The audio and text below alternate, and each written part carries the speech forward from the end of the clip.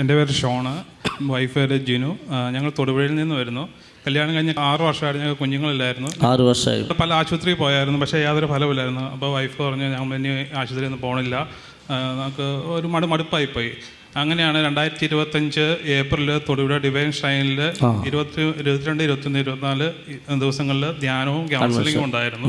അപ്പം ഞാനത് കൗൺസിലിംഗ് പങ്കെടുത്തു. കൗൺസിലറോട് ഞാൻ എൻ്റെ സങ്കടങ്ങൾ പറഞ്ഞു. അപ്പോൾ കൗൺസിലർ പറഞ്ഞു ദൈവം ഉറപ്പായിട്ടും കുഞ്ഞിനെ നൽകി അനുഗ്രഹിക്കും, കുഞ്ഞിൽ ഉണ്ടായിക്കഴിയുമ്പോൾ കുഞ്ഞുമായിട്ട് വന്ന് എൽറുഹായി വന്ന് സാക്ഷ്യം പറയുമെന്ന് പറയുന്നു.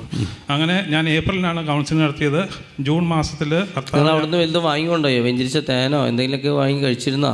അതിന് ഭൂതോച്ചാണ വസ്തുക്കൾ എന്തെങ്കിലും ഉപയോഗിച്ചിരുന്നോ? തന്നായിരുന്നു. അപ്പം കൗൺസിലർ പറഞ്ഞു ഇതുകൂട്ട് ഒലിവ് ഓയിൽ ഒന്നും എല്ലാ ദിവസവും വയറ് പുരട്ടണമെന്ന് പറഞ്ഞു. അതുപോലെ തന്നെ വെഞ്ചരിച്ച ഉപ്പും വീടിന് ചുറ്റും വിതരണമെന്നും പറഞ്ഞിരുന്നു. അതുപോലെ തന്നെ 51 സങ്കീർത്തനം, അതുപോലെ തന്നെ ബാറൂക്കിൻ്റെ പുസ്തകത്തിൽ 2-3 അധ്യായങ്ങൾ എല്ലാ ദിവസവും വായിച്ച് പ്രാർത്ഥിക്കണമെന്ന് പറഞ്ഞു.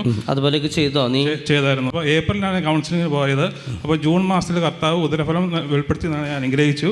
അതുപോലെ 2026 ഫെബ്രുവരിയിൽ ഞങ്ങൾക്കൊരു ആരെയും കുഞ്ഞിനെ നൽകി ദൈവം അനുഗ്രഹിച്ചു. നല്ലൊരു കഴിവ് കൊടുത്തോ കേട്ടോ. മനസ്സിലായി, എന്തൊരു സന്തോഷമുള്ള വാർത്തയാണ് കേട്ടത്.